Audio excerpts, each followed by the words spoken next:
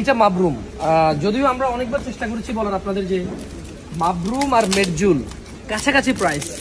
আমরা সবসময় ইজিপশিয়ান মেডজুলটাকে প্রাধান্য দিয়েছিলাম, কিন্তু এর মধ্যে থাকে না যে কেউ যে ভাই আমার মাবরুমই লাগবে, মাবরুম, বিকজ ওনার মাবরুমের টেস্ট ভালো লাগে এবং উনি অনেক আগ থেকে মাবরুম খায়।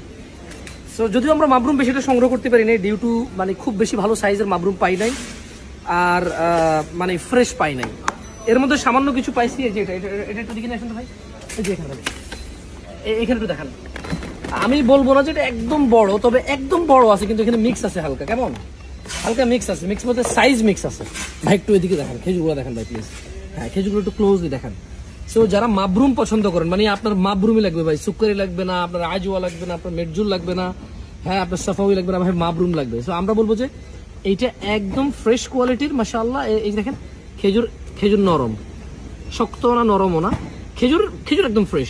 বাট সাইজ যেমন ধরুন এটার মধ্যে কিন্তু পার্থক্য আছে, আবার এটার মধ্যে পার্থক্য আছে। দেখছেন এখানে 3টা খেজুরের 3 সাইজ, এটা বড়, মাঝারি, একটু ছোট। তো মিক্স সাইজ, বড় আর মাঝারি একটু বেশি, হালকা কিছু ছোট আছে। তো আমরা কি করবো আসলে এগুলা?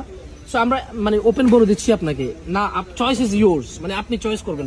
আমরা ফ্রেশের বিষয়টা চেষ্টা করেছি সর্বোচ্চ খেয়াল করতে, আর চেষ্টা করেছি এটা মানে ভালো গ্রেডের খেজুর দিতে আপনাকে।